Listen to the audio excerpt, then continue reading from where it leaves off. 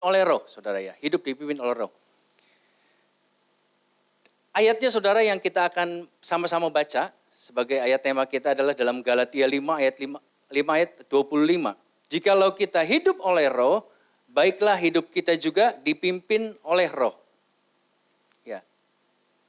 Saudara, kalau kita sama-sama ya saudara ya, kita berpikir kalau kita hidup dipimpin oleh roh itu seperti apa sih? Sebetulnya begini saudara, kalau sederhananya, kalau kita di keluarga ada pemimpin yang namanya suami ya dalam sebuah keluarga atau sebagai kepala keluarga kita saudara ya. Dan di kantor ada bos saudara ya. Dan juga kalau seandainya kita berusaha juga ada pemimpin yang selalu ada di sekitar kita saudara. Nah saudara tentu saja saudara apa yang kita pelajari mengenai hidup dipimpin oleh roh Allah. Mari kita sama-sama saudara kita belajar. Hidup dipimpin oleh roh adalah mengenai menaati pimpinan roh. Ya. Kehidupan yang berjalan bersama roh dan mengizinkan Roh Kudus menuntun langkah kita dan menyelaraskan pikiran kita seturut dengan pikirannya, saudara. Ini yang disebut sebagai hidup dipimpin oleh roh. Berarti di situ ada apa, saudara? Ada ketaatan, ada kehidupan yang mau berjalan bersama dengan Tuhan, ada kehidupan yang mengizinkan untuk Allah menuntun langkah kehidupan kita, saudara. Dan kita menyelaraskan pikiran kita dengan pikirannya Tuhan, saudara ya. Saudara, kalau kita sama-sama, saudara ya, kita perhatikan pada saat kehidupan kita yang lama, saudara. Kehidupan yang masih ada di dalam dosa dan kemudian Tuhan menebus kita. Dan Tuhan kemudian menjadikan kita anak-anaknya, saudara ya. Saudara, kalau kita bisa lihat, saudara ya, di multimedia, saudara. Ada jalan yang seharusnya kita pilih, saudara. Kenapa kita bisa memilih? Karena manusia punya kehendak bebas, saudara ya. Pada zaman dahulu, saudara, pada saat manusia diciptakan, Tuhan sudah memberikan kehendak bebas kepada manusia, yaitu Adam dan Hawa, saudara ya. Sekalipun Adam dan Hawa bersama-sama hidup dengan Tuhan, saudara, di Taman Eden, saudara ya. Tetapi ternyata kehendak bebas untuk memilih, apakah memilih yang baik atau yang tidak baik, yang jahat atau tidak jahat, itu pilihannya di tangan manusia, saudara. Allah bukan Allah yang otoriter, saudara ya, tetapi Allah adalah Allah yang mau menyerahkan keputusan ya untuk memilih itu kepada manusia, saudara. Saudara, terkadang saudara sebagai manusia yang berdosa, kalau kita perhatikan kehidupan kita yang lama, kita lebih banyak memilih ke jalan kebinasaan. Sesuatu yang baik mungkin kita pilih yang buruk. Segala sesuatu yang benar kita pilih yang salah, saudara. Dan sepertinya saudara pada saat kita hidup di dalam dosa, saudara. Hal-hal yang seperti itu adalah hal yang biasa kita lakukan. Karena apa, saudara? Karena roh itu tidak ada di dalam kehidupan kita. Tetapi saudara pada saat kita sudah mengenal akan Tuhan, saudara ya. Dan kita tahu bahwa itu adalah jalan Tuhan. Maka apa yang kita pilih itu berbeda. Kita pilih tentu saja apa, saudara? Yang menyenangkan hati Tuhan, yang berkenan kepada Tuhan dan yang memuliakan Tuhan. Amin, saudara. Saudara, dalam Yohanes 3 ayat 6, apa yang dilahirkan dari daging adalah daging. Dan apa yang dilahirkan dari roh adalah roh, saudara. Maka dari itu, saudara, pada saat seorang pemuka agama Yahudi datang kepada Tuhan Yesus, bagaimana supaya aku masuk dalam kerajaan surga, Tuhan katakan bahwa kita harus dilahirkan kembali. Dilahirkan kembali bukan berarti kita masuk ke dalam rahim ibu kita, kemudian kita dilahirkan kembali, bukan seperti itu, saudara. Tetapi kita yang dulu lahir di dalam daging dengan keberdosaan, saudara, kemudian kita dilahirkan secara baru di dalam roh. Di dalam roh Allah tentunya, saudara. Karena apa? Karena roh yang lama itu sudah mati bersama dengan kematian Kristus. Dan roh yang baru sudah bangkit bersama dengan kebangkitan Kristus yang kita rayakan sebagai Paskah, saudara. Amin, saudara. Untuk itu, saudara, kalau kita mengaku bahwa kita telah dipimpin oleh Allah, saudara, dipimpin oleh roh Allah, saudara ya. Maka saudara, di dalam Roma 8 ayat 14, saudara, semua orang yang dipimpin roh Allah adalah anak Allah. Saudara, pertanyaannya adalah, apakah hari-hari ini kita sudah hidup dipimpin oleh roh Allah atau belum?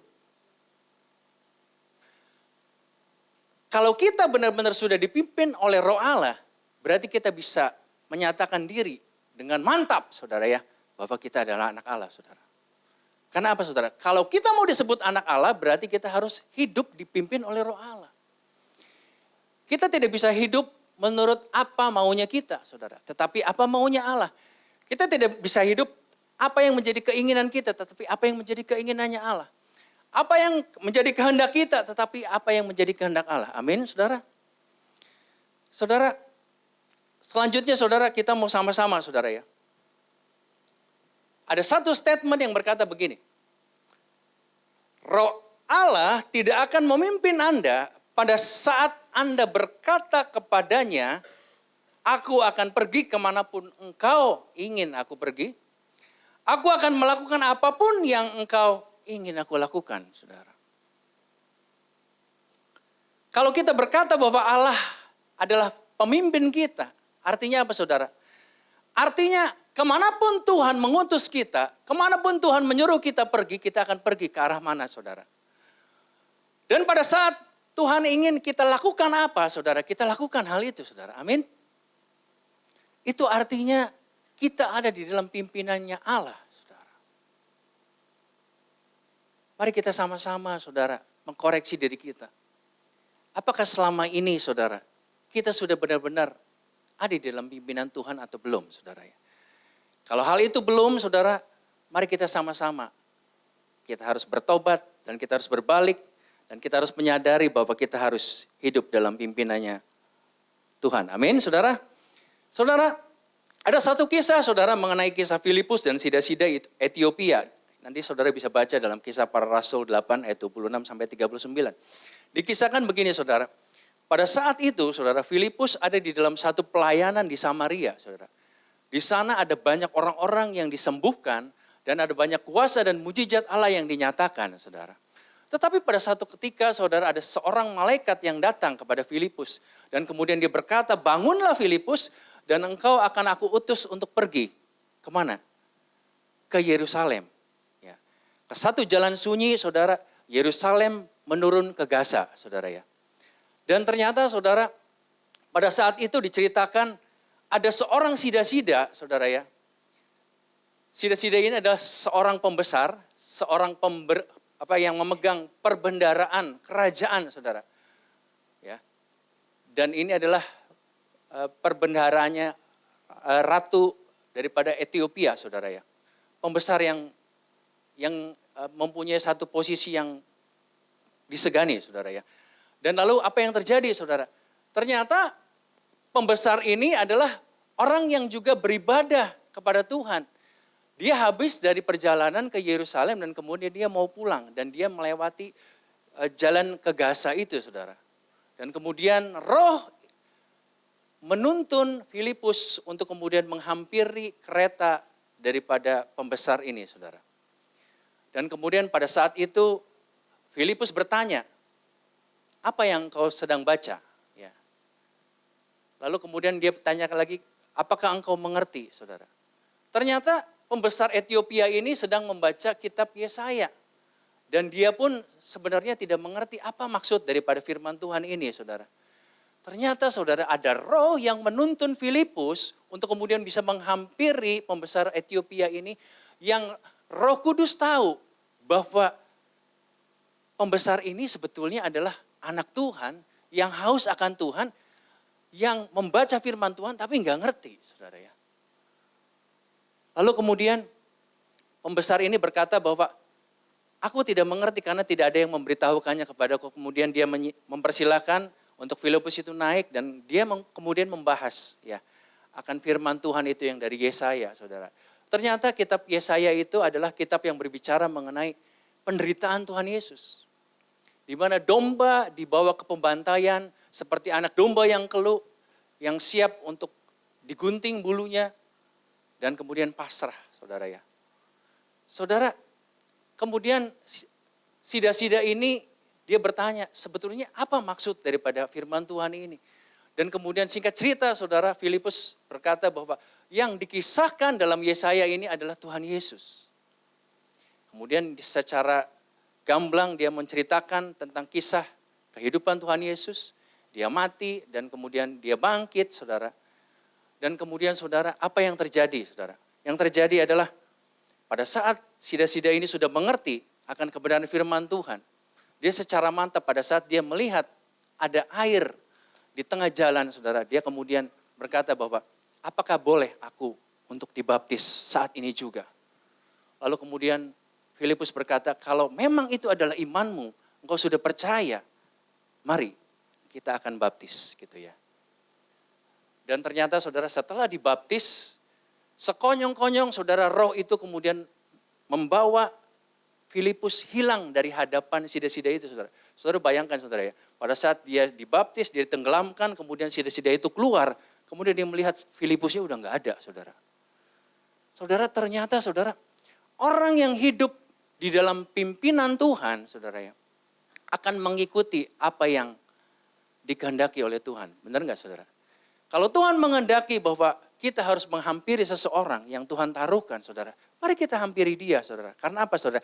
Ada satu maksud Tuhan, ada satu rencana Tuhan untuk orang itu, saudara. Dan itulah yang terjadi atas sida-sida, saudara. Yang kemudian mendapatkan satu pengenalan, pengertian yang baru, dan kemudian dia percaya dan kemudian dia dibaptis, saudara. Dan itu adalah satu sukacita yang besar, saudara. Pada saat kemudian dia bisa mengerti akan firman itu. Saudara, lalu saudara kita mau belajar. Mengapa kita harus hidup dipimpin oleh roh, saudara ya? Mengapa, saudara? Tentu saja ada alasan yang membawa kita, saya mau Tuhan, saya mau hidup dipimpin oleh roh. Iya, tapi mengapa?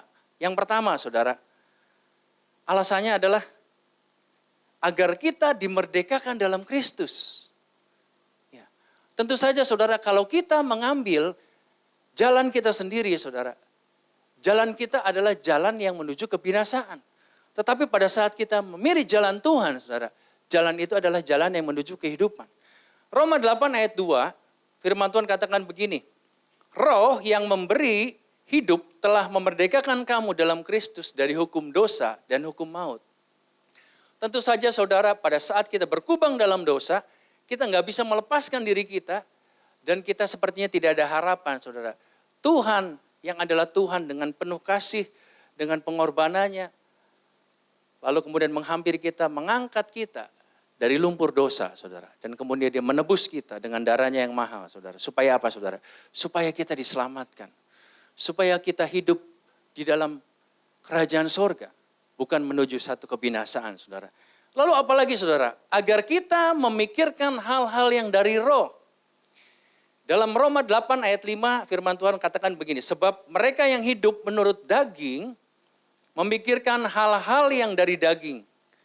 Mereka yang hidup menurut roh memikirkan hal-hal yang dari roh. Saudara,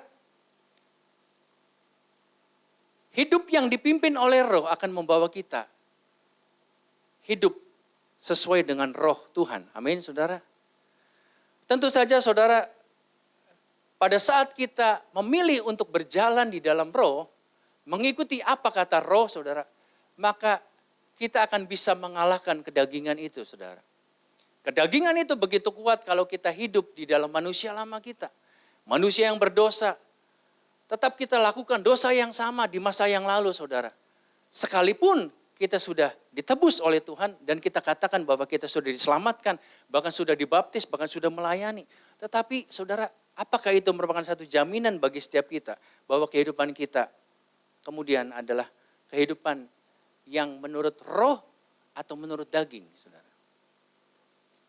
Sekali lagi, saudara, pilihannya ada di dalam kita sendiri, saudara ya. Lalu kemudian, saudara, yang ketiga, agar kita mampu mematikan perbuatan-perbuatan tubuh. Dalam Roma 8 ayat 13, sebab jika kamu hidup menurut daging, kamu akan mati. Tetapi jika oleh roh kamu mematikan perbuatan-perbuatan tubuhmu, kamu akan hidup. Hidup ini, saudara, hanya dihadapkan pada dua pilihan. Pada kematian atau kehidupan, saudara. Saudara, kalau pada saat yang lalu, Hawa telah salah mengambil jalan, mengambil buah pengetahuan yang baik dan yang jahat. Dan kemudian dia mati secara rohani, saudara. Sehingga ada karya keselamatan di mana Tuhan mengaruniakan putranya yang tunggal untuk kemudian menebus dosa manusia. Supaya manusia kembali kepada Allah. Untuk itu saudara, kita harus hidup menurut roh, saudara ya. Untuk mematikan perbuatan-perbuatan tubuh kita. Apakah bisa? Saudara pasti bisa. Karena apa saudara? Karena pada saat roh Allah itu ada di dalam kehidupan kita saudara. Roh itu yang memampukan kita. Jadi sebetulnya kalau kita bisa itu bukan karena kekuatan kita tapi karena kekuatan roh. Amin saudara. Saudara, mari sama-sama kita renungkan ya hal ini saudara. Jika kita senantiasa menundukkan diri pada kehendak daging, maka kita akan terus hidup dalam kedagingan. Pada saat kita menundukkan diri kepada kehendak daging, maka kita akan terus hidup dalam kedagingan. Pak, saya susah lepas-lepas Pak. Dosa yang sama saya terus lakukan. Saya udah minta ampun, saya bertobat. Saya lakukan lagi. Karena saudara hidup menurut kehendak daging, saudara. Sehingga saudara akan melakukan perbuatan daging terus menerus, saudara. Tetapi saudara sebaliknya, saudara. Yang Tuhan mau untuk kita lakukan adalah jika kita senantiasa menundukkan diri kepada kehendak roh, maka kita akan dimampukan untuk terus hidup di dalam roh. Kita harus memilih untuk hidup kita ada di dalam kehendak roh, saudara. Amin. Supaya apa, saudara? Supaya kehidupan kita adalah kehidupan yang terus menerus hidup di dalam roh. Perhatikan baik-baik, saudara. Kepada siapa engkau menundukkan diri akan menentukan oleh siapa dirimu dikuasai dan dikendalikan olehnya. Ya, saya ulangi saudara ya. Kepada siapa engkau menundukkan diri akan menentukan oleh siapa dirimu dikuasai dan dikendalikan olehnya. Kalau engkau menundukkan diri kepada daging, maka engkau akan dikuasai oleh daging.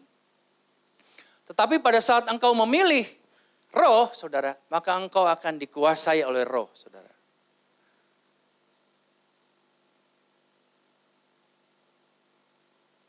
Saya ingin sama-sama kita belajar. Sebetulnya perbuatan daging itu seperti apa sih, saudara ya? Supaya kita sama-sama tahu dan kita sama-sama aware, waspada, saudara ya. Dan kita enggak melakukan hal yang sama. Galatia 5 ayat 19 sampai 21.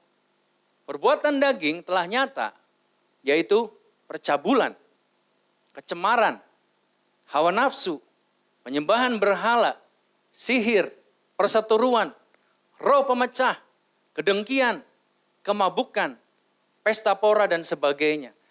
Terhadap semuanya itu kuperingatkan kamu, seperti yang telah kubuat dahulu bahwa barang siapa melakukan hal-hal yang demikian, ia tidak akan mendapat bagian dalam kerajaan Allah. Wow, saudara.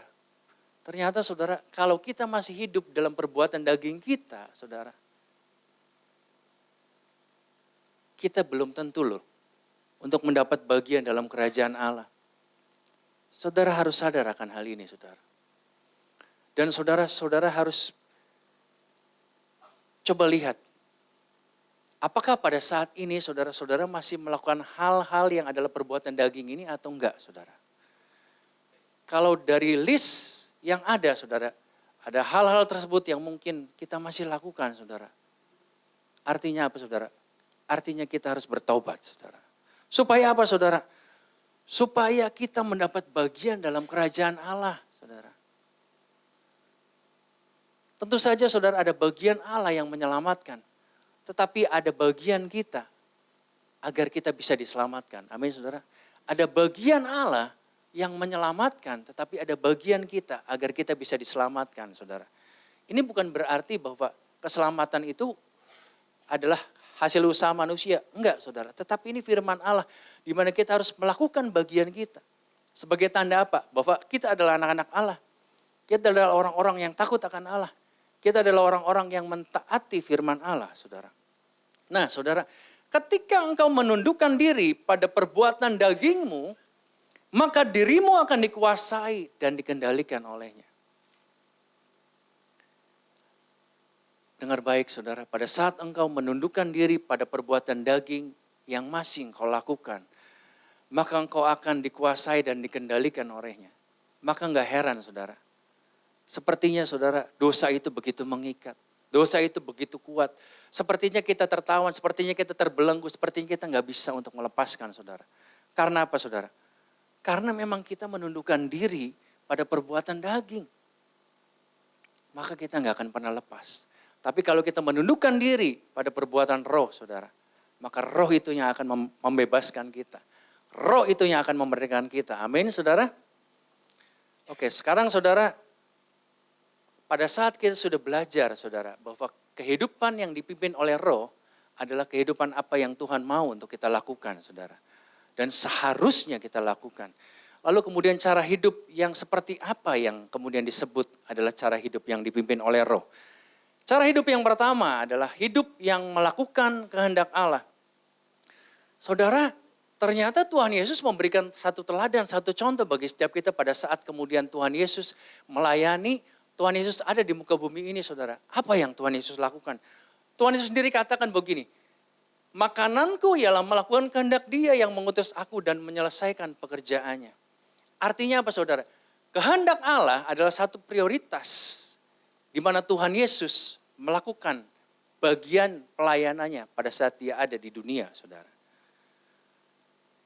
Makananku ialah melakukan kehendak Allah dan kemudian menyelesaikannya. Artinya saudara, harus dituntaskan apa yang menjadi kehendak Allah, apa yang menjadi pekerjaan Allah, saudara. Dan itu Tuhan lakukan, saudara. Sekalipun Dia Tuhan, Dia pun tetap sama melakukan kehendak Allah, saudara. Apalagi kita, saudara, yang manusia, saudara ya. Di mana kita secara tubuh, saudara, kita sudah dibayar lunas dengan darah yang mahal. Artinya tubuh kita ini bukan milik kita loh. Tubuh kita ini adalah miliknya Tuhan. Amin saudara. 1 Yohanes 2 ayat 16-17 firman Tuhan katakan. Sebab semua yang ada di dalam dunia yaitu keinginan daging, keinginan mata serta keangkuhan hidup bukanlah berasal dari Bapa melainkan dari dunia. Dan dunia ini sedang lenyap dengan keinginannya tetapi orang yang melakukan kehendak Allah tetap hidup selama-lamanya saudara. Garis bawahi saudara. Orang yang melakukan kehendak Allah tetap hidup selama-lamanya. Artinya apa saudara? Pada saat saudara melakukan kehendak Allah saudara, saudara akan hidup kekal. Saudara akan mendapatkan kerajaan sorga saudara. Ya. Saudara berbicara mengenai apa yang disebut dengan keinginan mata, ya, keinginan daging dan kemudian keangkuhan hidup saudara. Saudara kita tentu saja teringat saudara. Pada dosa yang pertama kali dilakukan oleh manusia. Pada saat iblis menipu daya seseorang yang sekalipun dia ada di dalam satu lingkungan surgawi saudara, di Taman Eden saudara.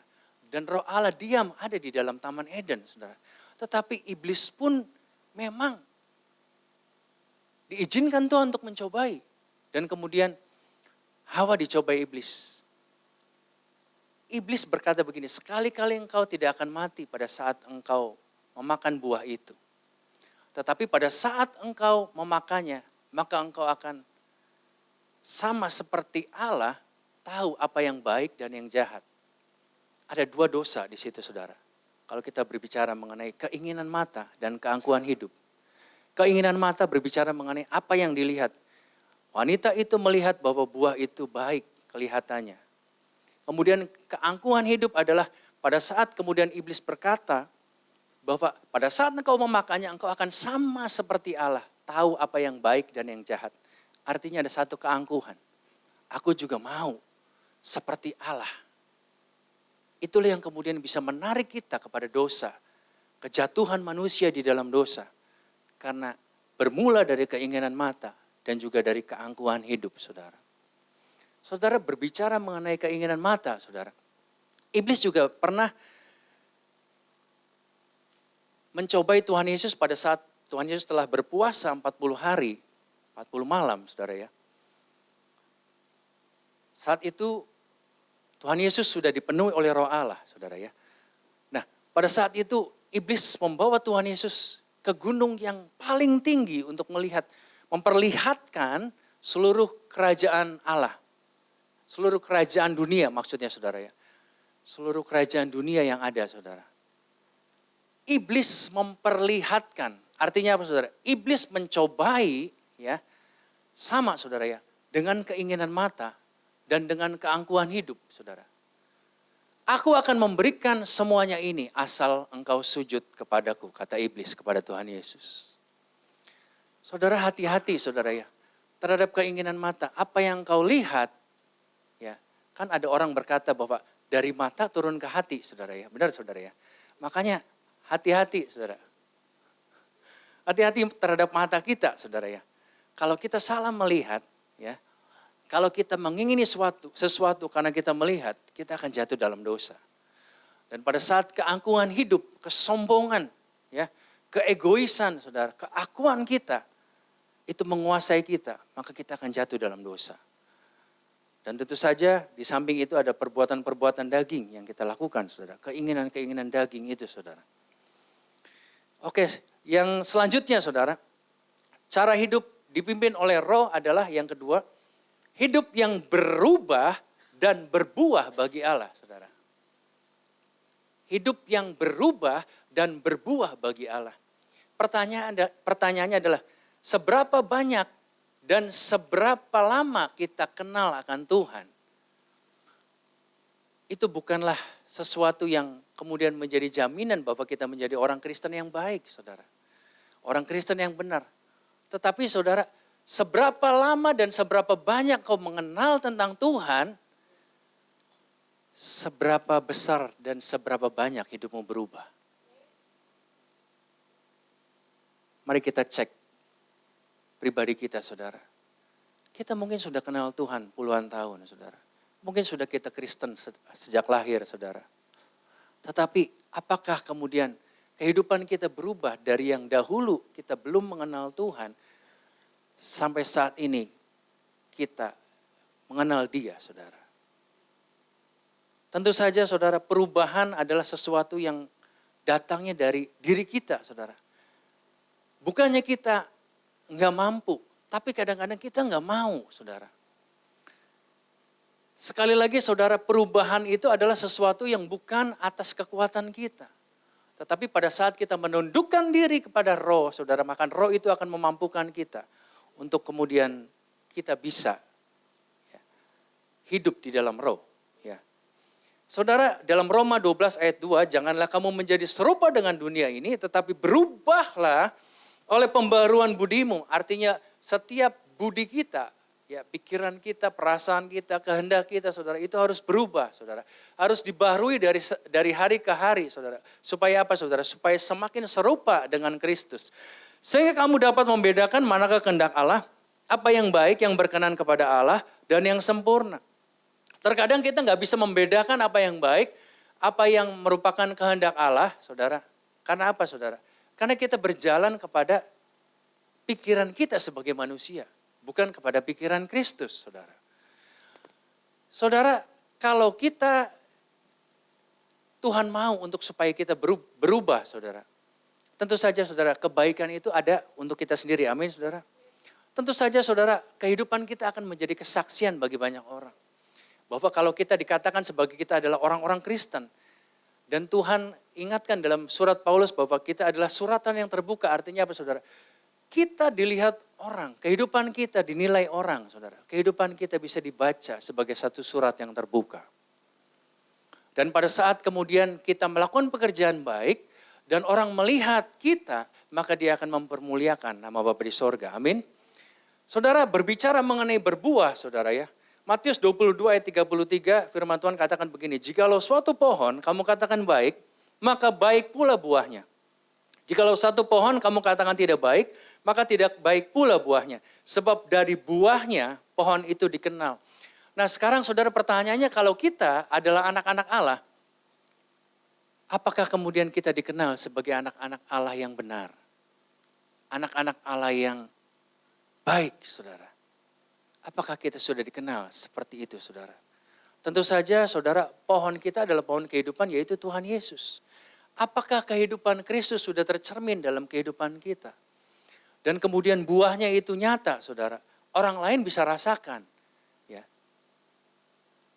Galatia 5 ayat 25, saudara ya. Secara singkat saya ingin sama-sama kita belajar apa yang kemudian kita harus lakukan sebagai satu perubahan dan apa yang harus kita lakukan supaya kita kehidupannya berbuah. Yaitu kita harus ada kasih, ada sukacita, ada damai sejahtera, ada kesabaran, ada kemurahan, ada kebaikan, ada kesetiaan, ada kelemah lembutan, ada penguasaan diri. Lalu kemudian kita berkata begini, iya Pak, kalau dulu saya memang hatinya penuh kasih. Tetapi pada saat saya sudah dikecewakan Pak, saya berubah Pak. Boro-boro saya bisa mengasihi. Kalau ngelihat orang-orang aja semua bawaannya sebel terus Pak. Maunya marah-marah terus Pak.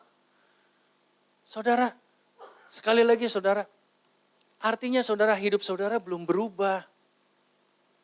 Kalau kehidupan saudara sudah berubah, saudara kehidupan kita bukan